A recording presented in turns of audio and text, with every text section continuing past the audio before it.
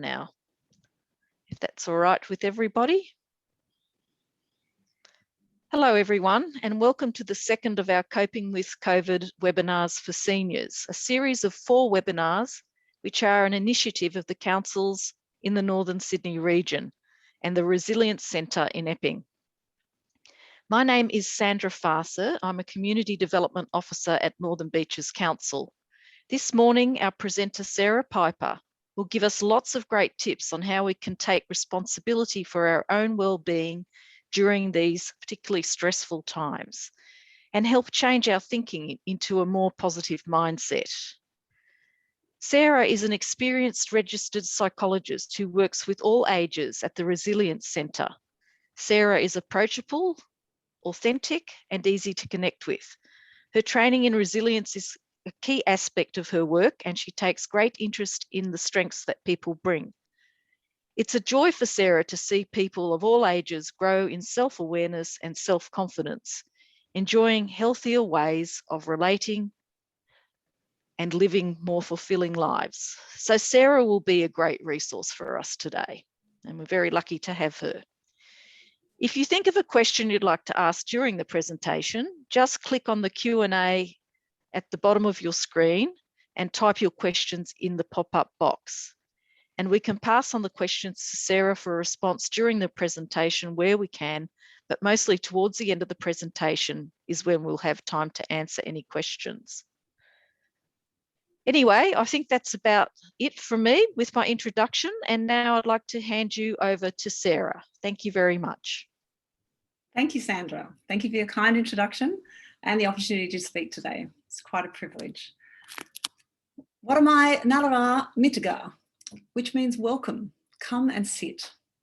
I begin today by acknowledging the Darug people, who are the traditional custodians of the land on which many of us sit today, and I pay my respects to their elders past and present. I extend that respect to Aboriginal and Torres Strait Islander, any of them who may be with us today. I'm going to start with a few thoughts that have led me into this presentation. That'll take about 5 minutes, just so you know. Then I'm going to put up some slides to provide a bit of content to keep us on track, hopefully get a bit practical. But the first thing I'm going to presume, which I think is a fairly safe bet, is that most people don't like living with uncertainty. But it's the human condition. We just prefer to think we're in control. Our plans and our expectations aid this. But when life doesn't go according to plan, whether that be from illness, accident, or loss, then we come to realise that life isn't in our control. And with uncertainty comes questioning, big questions that can rock our worldview, our sense of self, perhaps our faith. It can immobilise us or make us fearful or want to withdraw. I've been reflecting on the experiences of the COVID situation and a way it impacts both the older generation and the young ones in our society, perhaps a little differently. Having 4 children of my own, with 2 of them aged 17 and 18, that's 2 HSCUs back to back. And also I counsel a lot of teenagers and young adults. And I've come to think that for many of them, perhaps who've had a fairly easy or straightforward life up until now, that this is completely new ground, what we're experiencing at the moment. For them, having looked up to the lives of their older peers, they come to expect how their final year of school would go, what their first year out might be like, or their first big job. And at this stage of development, it's natural to think that they hoped for celebrations to mark these milestones, like large parties, overseas travel. But needless to say, this is not happening. And it's rocking their world. The losses keep compounding, and the main emotions that I seem to see are frustration and disappointment.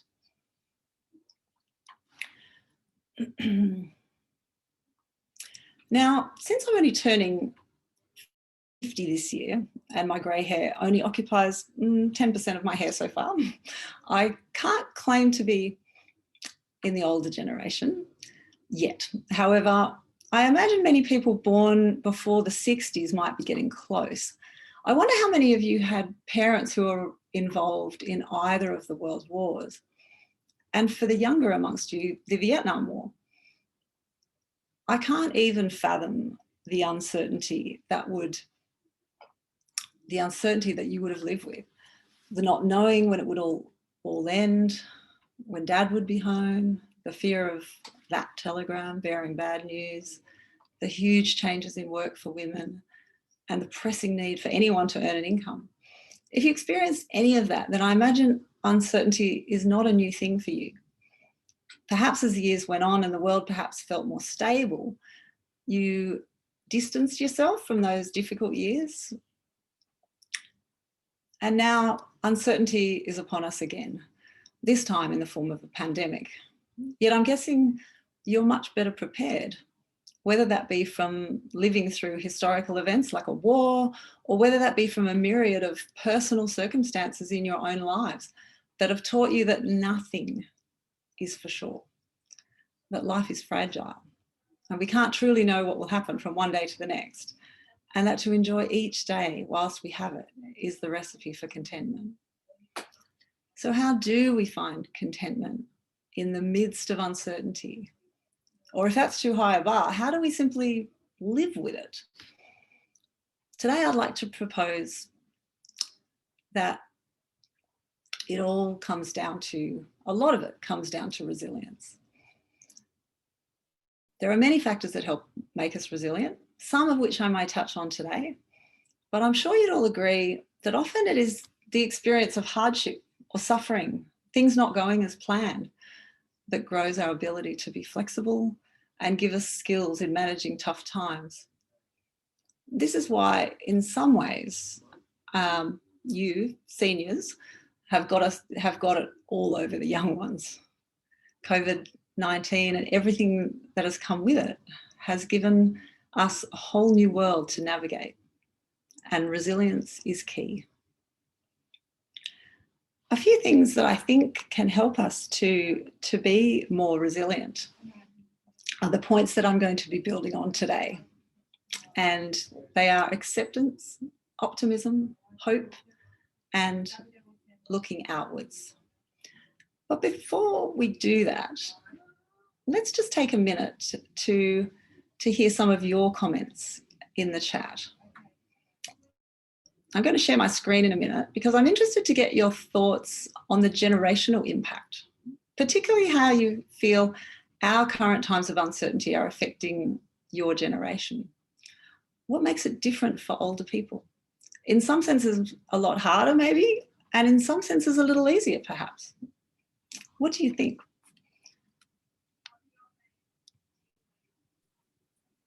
So for anybody who'd like to make a bit of a comment in the chat, we'd love to start to hear your thoughts about the question that Sarah has asked. Our first comment, Sarah, is isolation is a huge problem. Yes. Yes, it is. Can everybody see my screen there? Yes. Okay, so that's for the chat. Yes. Yeah, I'd like to acknowledge that isolation is an enormous problem, particularly in this time, and it's not something that the younger generation are experiencing as much. They seem to have ways of connecting, and I think definitely in your generation it must be. What other sorts of comments are coming through, Belinda? Yes, we have older people are getting tired and looking forward to retirement, but unfortunately with uncertainty.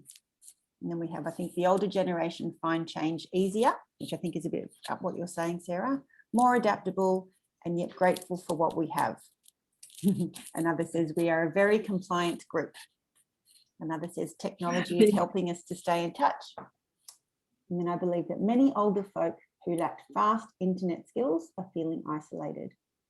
Another says it becomes very lonely when you have no partner. Yeah. Comments spanning a whole range of things. Yes. We have more. Many are carers who are not able to access respite. Yes. Social activities have moved to online spaces, which can be difficult for older people to navigate. And while missing contact with family, I am finding the restrictions allow my husband and I to have a slow life, as we have medical conditions that are difficult to manage in an otherwise busy life. Yes. Thank you. Thank you. Thank you for everybody who's able to put something in the chat and share your experience. I'm sure it's good for everyone here to who's sitting and listening to hear all your comments, to especially feel that you're not alone in this. And perhaps just on that last line on the slide, it says, think of your own uncertain times throughout your life. I think perhaps, yes, it's useful perhaps as I'm going through today to think of how it could be applied. I had to think quite hard about my own experiences of uncertainty as well to prepare this talk. And yeah, and I was thinking of various times after I had my first child. I had a very difficult time, and you know, we've lived in other parts of the world in which uncertainty has definitely been a part of that. We lived in the Balkans for a while, where the first month we spent with a bag packed at the door because that was in threat of war at any moment, and so we needed to have a bag packed at the door at all times. So there were some uncertain moments for me, just to name a few. We have more, Sarah. More? Yes, many more. Would you like to hear them?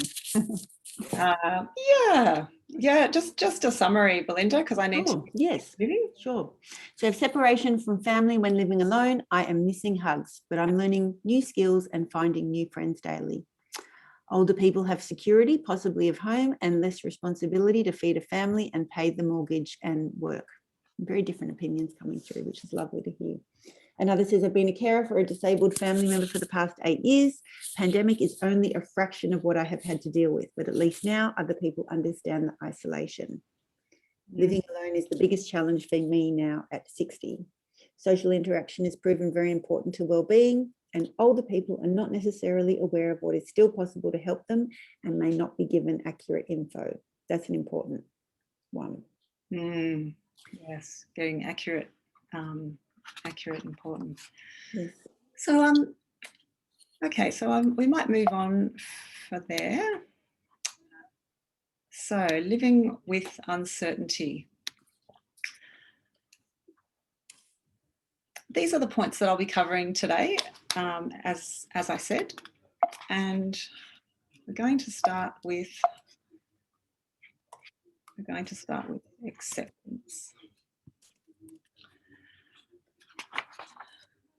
So acceptance, it's hard. It's very hard. It feels wrong to accept something that just doesn't seem right. We often want to do something to make it right, or at least to decrease our sense of helplessness. If anybody was tuning in last week, Michelle put up the serenity prayer, you know, help me to, help me to control the things I can and to accept the things I can't. But sometimes there's a point, I think, when it comes to acceptance, we have to say, it is what it is, or I don't like it, but I just have to accept it because I can't change it. So acceptance is not approval in any way. It is basically saying it is what it is. We can't change it. Have you ever noticed that when you're trying to fight reality, when you're pushing away, no, lockdown can't go on for another month. No, I can't possibly bear that. The more that we fight with that, the more that we fight with what is reality, it gets very uncomfortable and we can really struggle. These are the times that we really struggle, I think, to find peace, to have any kind of contentment. And fighting reality can increase the intensity of our emotions. But perhaps if we can accept it, we'll reduce the intensity. But how do we do that? Now, I think it's different for everyone. And I've given the question down the bottom, what helps you to accept? And so I just thought I would I'll put up a slide that might help some people in terms of just the way that is taught as for some people. This is a model from a lady called Tara Brach, and it's called RAIN. It's an acronym that stands for recognize, allow, investigate, and nurture. So recognize is to recognize what is going on, recognize what the facts are and what your feelings are about it. But to allow your feelings, because all feelings are valid. You can feel angry at it, you can feel frustrated, you may feel lonely, you may feel unneeded, unwanted.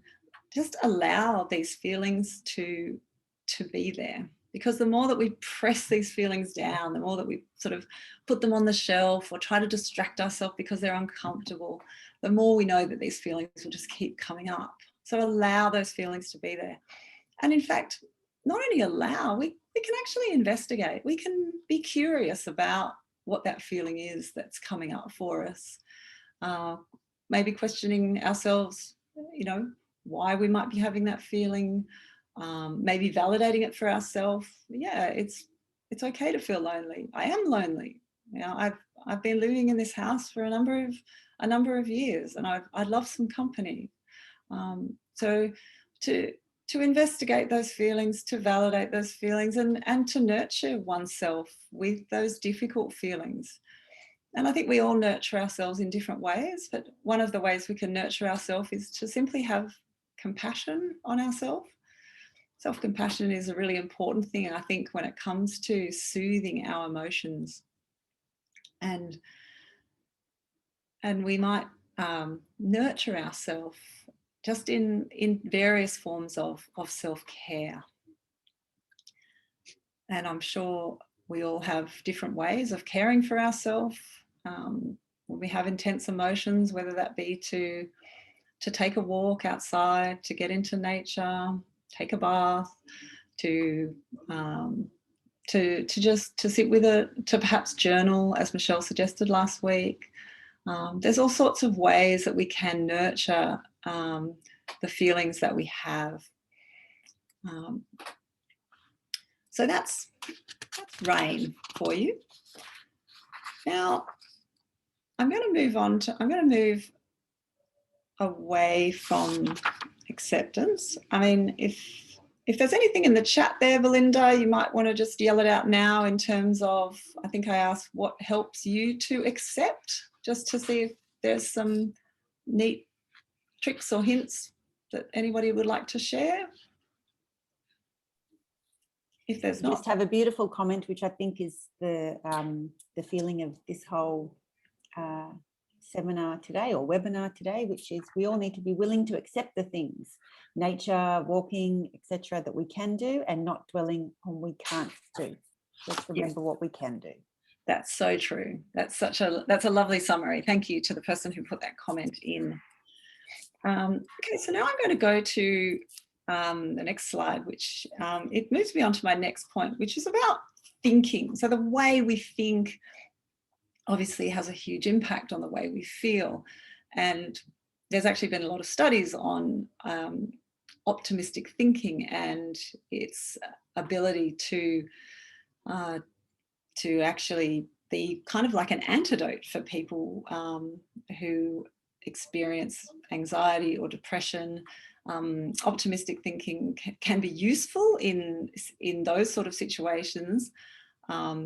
Not that it's a complete antidote, but it's particularly when it comes to resilience, what they've found in their studies of resilience is that resilient people are people who are able to kind of, you know, bounce back, go through difficult things and actually come out on the other side of it,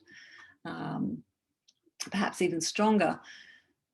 They all seem to have a certain optimism to them, a certain hope, and there's something about that we're not necessarily born with it. I think you'd agree that some people are born with it, but it's certainly something that can be taught, and that comes from a lot of that comes from the work of Martin Seligman, who's a psychologist, I think, in the US, and he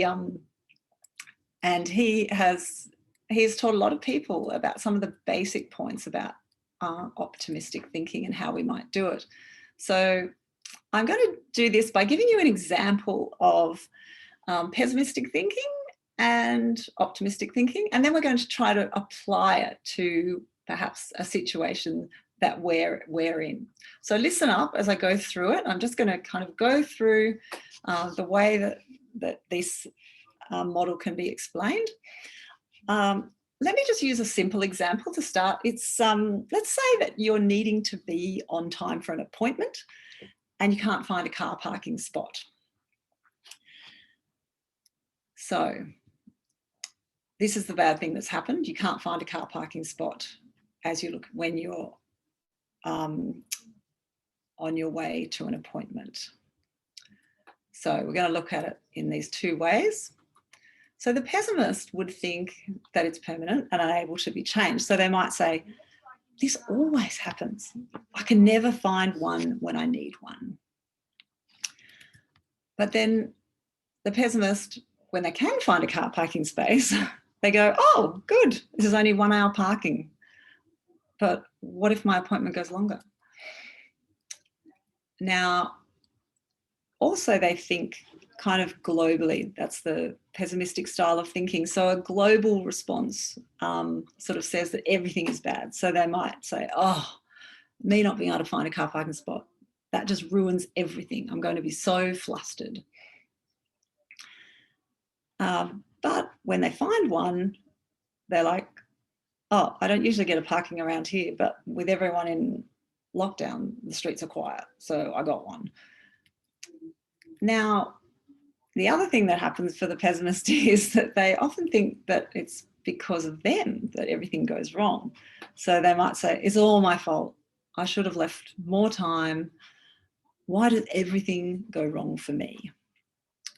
And when good things happen, the pessimist says, oh, I just got lucky today, but I'm not usually lucky. Okay, so that's the pessimistic style of thinking. Let me move on to the optimistic thinking.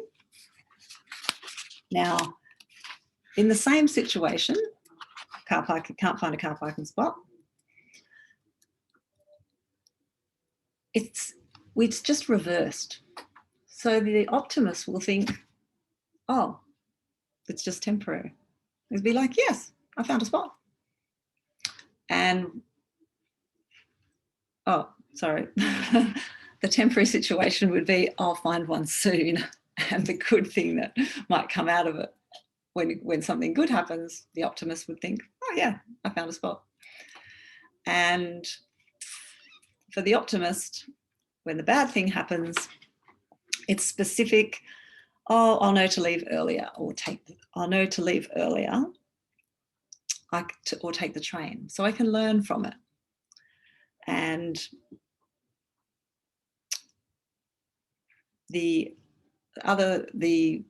if it would indicate that that's going well, oh, this augurs well for the day. That's good.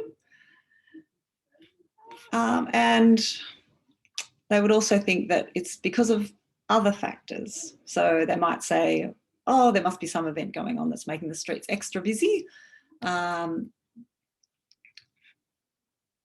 Or if they do find a spot, they might just say, oh, great, gee, I'm good at finding sneaky car parking spots.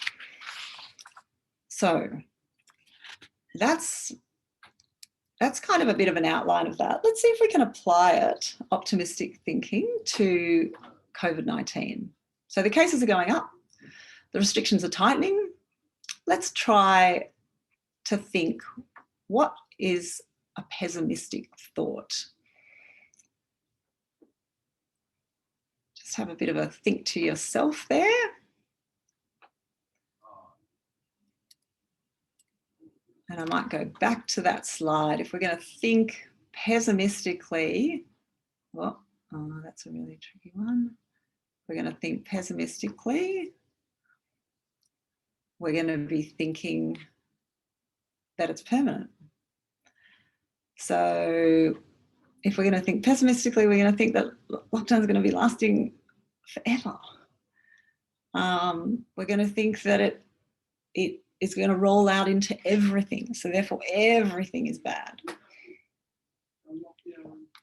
What about the optimistic way of thinking? So the optimistic way of thinking is to think of it as temporary,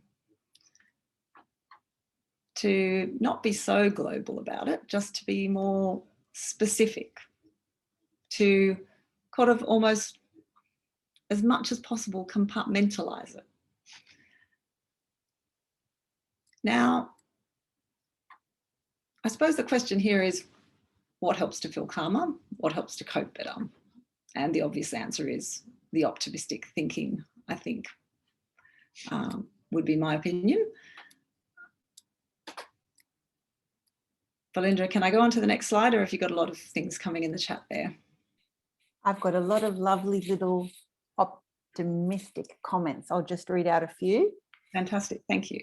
And lovely to see that they're coming through even before we're hearing necessarily all of your insights, which is wonderful to see that some of our participants who already think this way. Right. Our best one? Yeah. We know that COVID will end. Which is very much what we're saying. Yeah. We have another, in some ways, it's easier now. I don't have so many worries when I'm thinking about working or family. Another says, my sense of humour has saved me. I collect memes, which help me to have perspective and a laugh. I find that if I have a down day, I sleep on it. And with a new day dawning, I can let the worry go. Mm-hmm. Another is that I find at least 3 things to be grateful for every day. Lovely. Another lovely one. I have a spiritual belief and practice where I experience, and she puts experience in capital letters, the greater cycles of this benevolent universe. So I'm hearing a lot about gratefulness, a lot about humour, and about spirituality too. And somebody says, a pessimist thought would be we're all doomed, but I am an optimist. What helps me in certain facts, especially that other pandemics usually last 3 years, and those occurred without any vaccinations. Oh, thank you. Mm-hmm. Thank you. Okay, I might move on to the next, just to consolidate that learning. We're actually going to do it. Oh, wait a sec. Have I lost that one? I had another slide there. No. Oh, here we go. So let's see if we can apply it again. When bad things happen, how might we think differently? You have family you cannot see for special events, and I'm sure that is the situation of almost all of us. But let's imagine that they haven't been contacting you very much. What is a pessimistic thought about that? What is an optimistic thought? Now, this is a bit of a difficult one. This is stretching things a little bit. So I don't want to talk too much into it. It may be sensitive for some people. But perhaps if somebody can write in the chat a way that perhaps we could have an optimistic thought about that, that might be useful.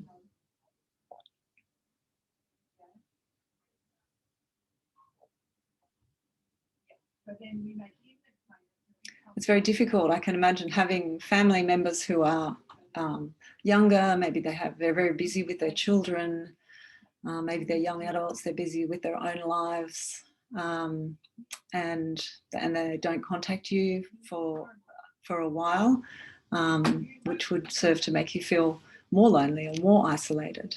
And it would be hard to manage your thinking on that one. So that's why I thought it might be useful to try to be practical here. Maybe you can write your own thoughts down, even if you don't want to share them in the chat. Have you got anything coming through, Belinda?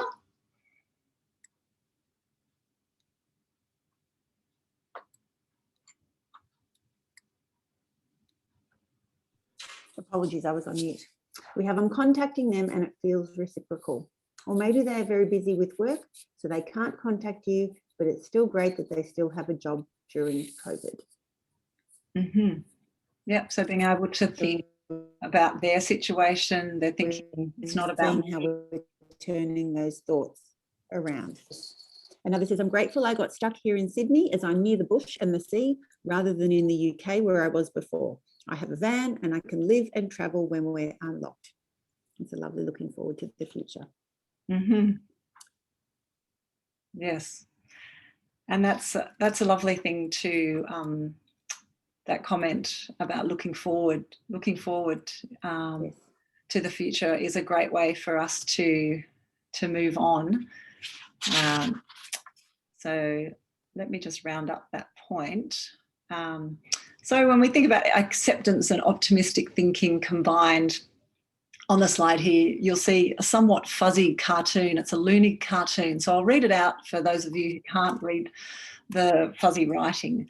So the man is sitting on a park bench and talking to his dog, and he says, "Dear God, these circumstances will change. This situation shall pass. Amen." And I really like the way that acceptance is shown, I suppose, through his spirituality, the fact that he's praying, and he's really trying to accept the circumstances, yet have optimism that they will change and that it's only temporary.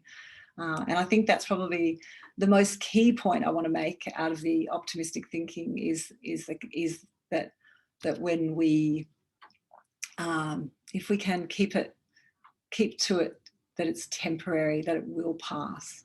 I think that can help. Okay.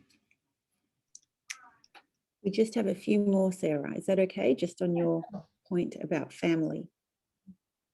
Perhaps they are busy with kids at home, having all their family at home. It's hard for them to contact you today, but maybe tomorrow. It's a lovely, simple one. Yes. Yesterday is history, tomorrow a mystery, and today is a present. My faith and calling friends who are finding it tough keeps me fresh for each day. And then lastly, try to understand them from their point of view. Be happy when you chat with them. Potentially keep your thoughts, especially your sad thoughts, to yourself. Thank you. Okay, thanks very much, Belinda. Okay, I'm going to go on to the next slide here. So yeah, we're kind of past, just past halfway in the talk, and we're up to hope.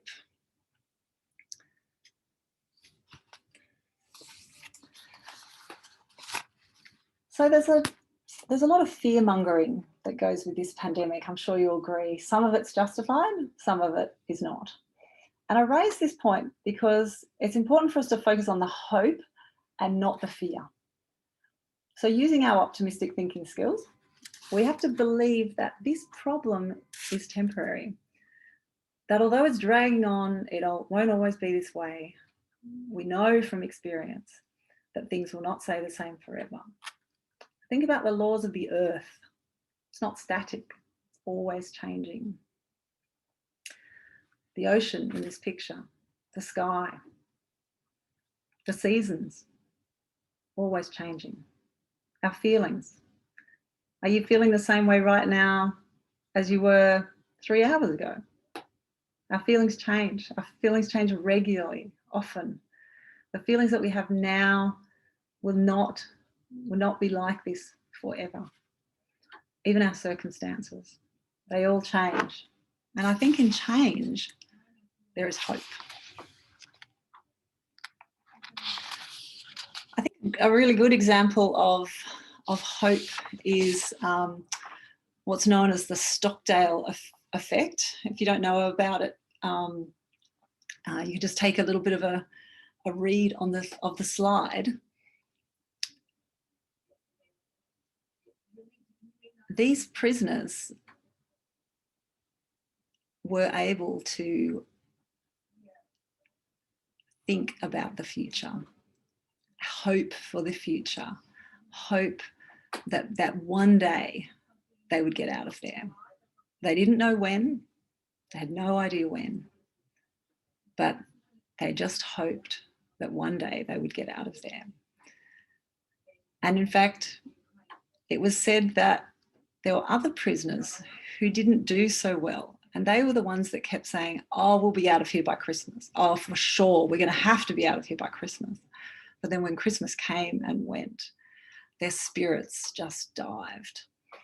Yet the people who just hoped for this future, the unknown when, they just hoped that one day they were better off.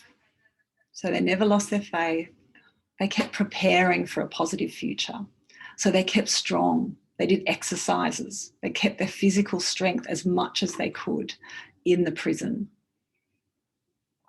They developed lots of different strategies for survival, just always thinking about how they could move forward into the future. So I think that's a really nice example of people who had very resilient thinking patterns, and they combined it with hope.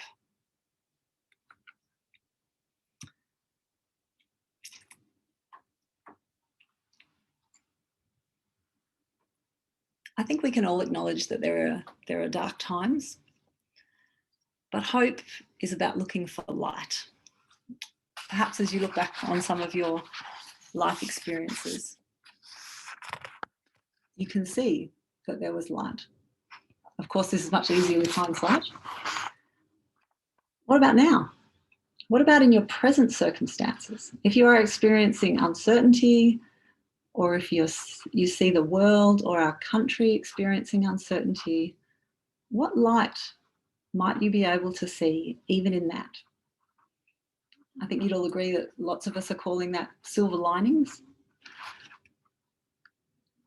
What are some examples perhaps that you can think of good things coming out of bad? Silver linings. What are the silver linings that you have noticed or enjoyed of late that has helped you perhaps in this uncertain time? Just put it in the chat if you're happy to share. I was thinking recently for my children, they're usually quite busy children. They're very structured, they have lots of structured activities, and I've been watching them get out on their bike, and they just happen to be riding by, and they'll see a friend from school and they might ride with their friend, but then they'll have a chat and then they'll come home.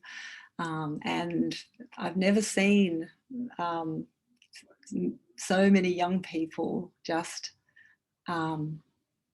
trying to just get out and be local, all just within the rules that they have of being able to exercise with one other person. So that's something that I think that's a silver lining for me anyway, just to be able to see kids slow down and get bored enough just to hang out on their bikes. Anything coming through, Belinda? Yeah, we're getting some lovely, lovely comments. My husband has had back issues, which has prevented him from doing many things, but optimistically, we feel at least we are in lockdown and we're not missing out on doing things. I like that spin on things. I have noticed that families are now more together than ever, especially having dinner together. I find I'm able to do something I enjoy every day. Another says, I have developed a strong connection in our street that wasn't ever there before COVID. I'm seeing a lot of this too. I'm just generally having more appreciation for everything. I saw a lot of community support during the first lockdown. I'd like to find a way to connect more with neighbours when this is over. I live alone, and having people nearby you can call on really helps. I had neighbours who did this, but they moved, so it would help to recreate this on my street. We can have a think about that for you. Another says, the silver lining for me is the satisfaction of seeing the garden looking great because I have finally had the time to do more in it. Another says, as a child, my mother taught me to always have hope. I've used this view in my adult life and it helps me to see opportunities and possibilities. Another says, thank God for whoever made technology. Imagine this pandemic without it. Agree. And the positive of being able to do all the chores that finally need my attention. Great. There's many more, but I might stop there and I'll let you keep going, Sarah. Thank you so much for everybody who's engaging on the chat. I hope you're all benefiting from that. Okay. So COVID-19 and taxis is a bit of a strange analogy, but if we use a taxi as an analogy for this lockdown, in that we're getting in the taxi, we hope it'll take us to a better place. We hope that by following all the rules, that things will get better and lockdown will finish quicker and it'll be better when it's over. Mm-hmm. So when you think about this lockdown and when it's over, what are your hopes? What are your hopes? And how can you prepare for it now? When this lockdown is over, I look forward to Christmas. I probably shouldn't say that I hope it's be done by Christmas, but I do look forward to, whether it's Christmas or whether it's after, I do look forward to the opportunity to reconnect with my parents in Queensland. So my hope is that we can reconnect soon. How to prepare for it? Just keep in touch. That's all. I wonder if you might have some thoughts, if you want to put anything in the chat.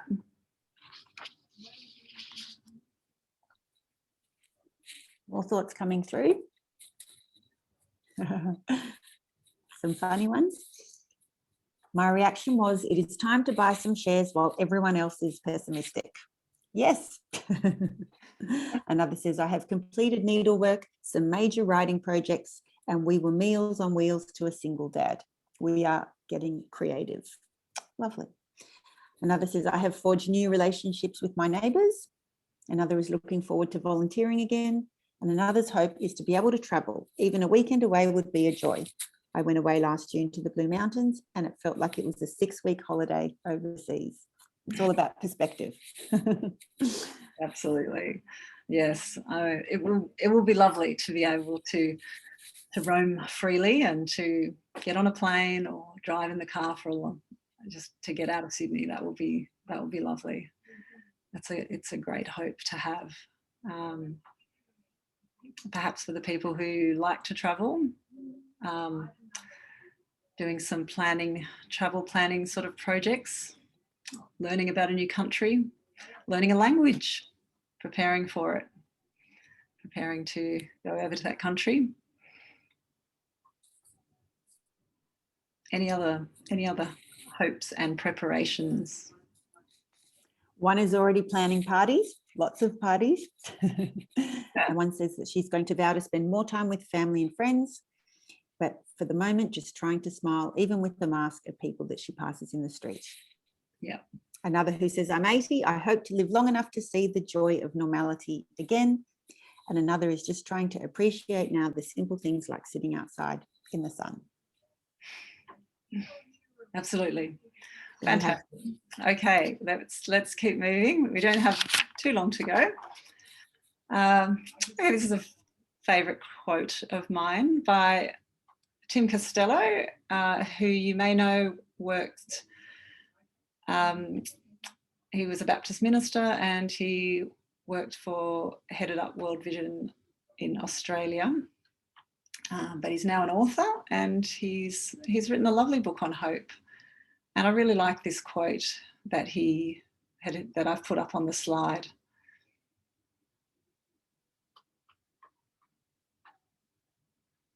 We want the roadmap. Yep, we want it, but sometimes it's just about taking that next step. I can recommend that book if anybody would like a good read.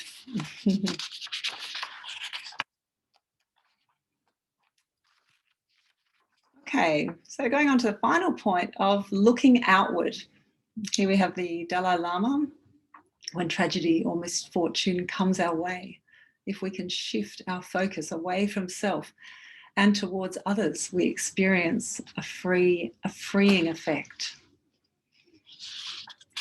Looking outward is so key, and research tells us again and again that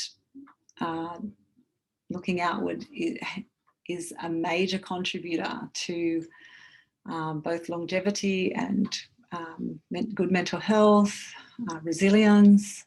It is quite a big thing. I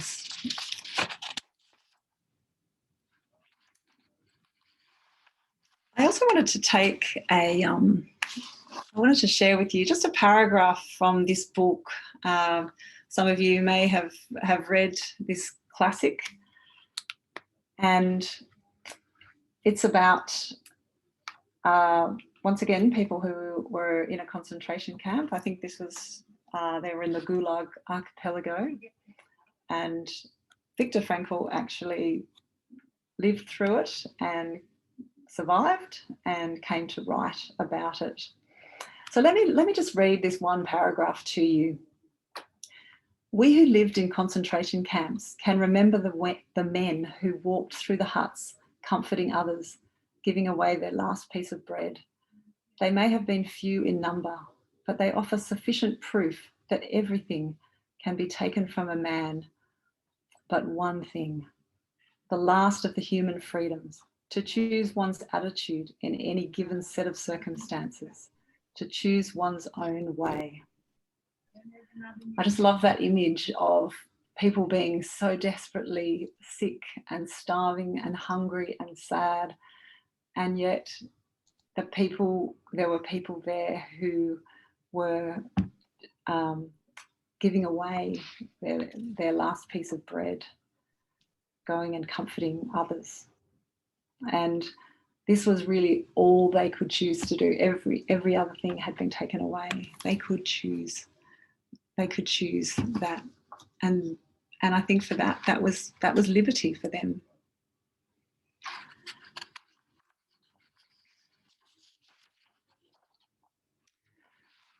Okay, so here we go again, another Looney cartoon. I want to call upon the experience in the room about what helps you to look outward. What are the things that you have found, maybe practical things that other people can benefit from, but that you actually also experience some benefit in looking outward? How do you find it helps you? What do you do, and how do you find it helps you?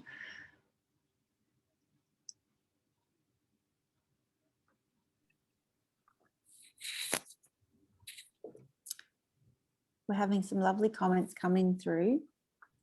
Somebody has simply and beautifully just written volunteering.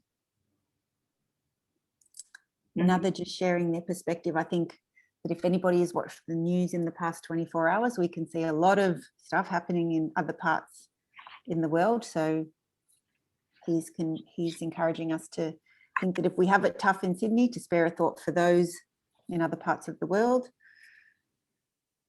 Another has said sharing her knowledge, sharing information to find help, a daily walk, phoning people I have not contacted for a while.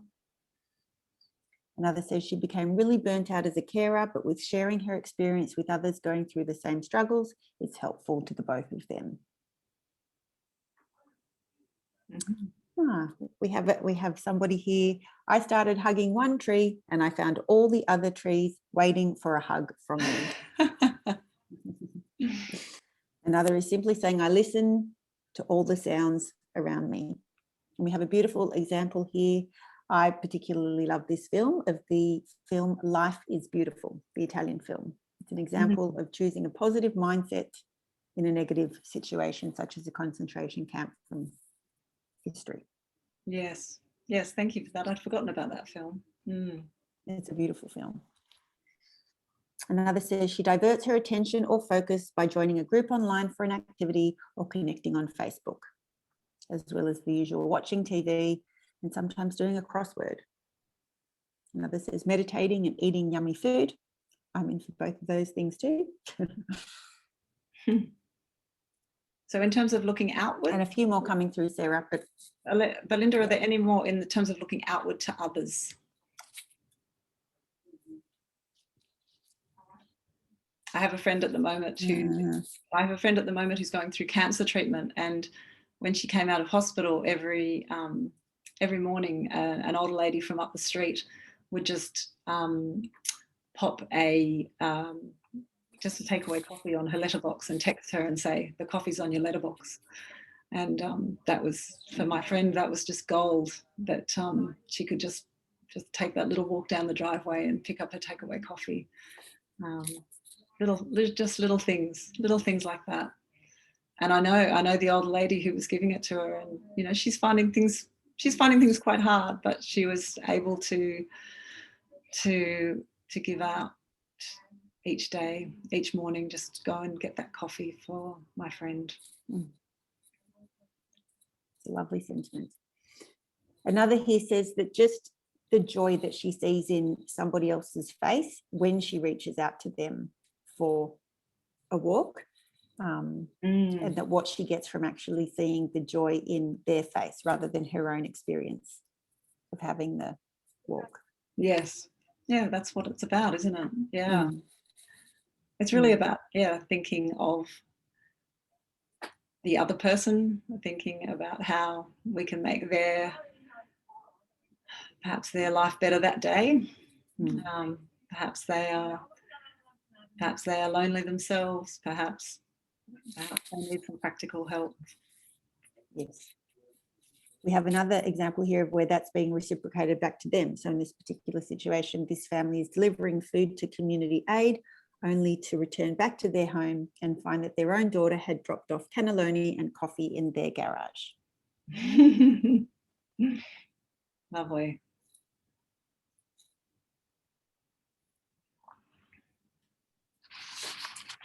Okay.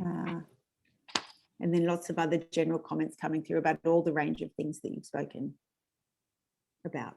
But I'll back over to you, Sarah. Yeah, sure. Well,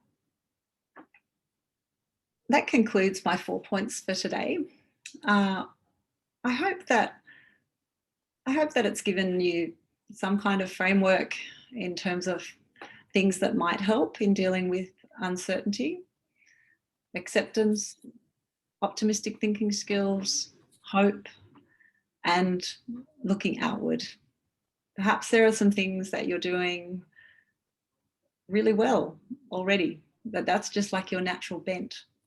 Or perhaps you've seen some things that you think, yeah, I could try that, or I could do that a bit more. I think my tip would be, if you're really good at one of those things and that is helping you to cope with uncertainty, I would say just keep doing it, because that's working. That's great. But if you're interested to try some of the other things, then that would be a good thing. Okay, well, I'd just like to thank you very much for listening today. I'd like to thank you for participating. And it's been a pleasure.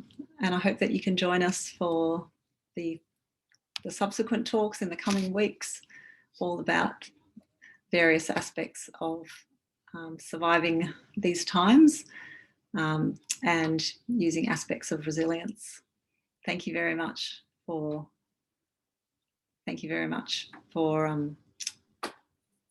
today. Over to you, Sandra.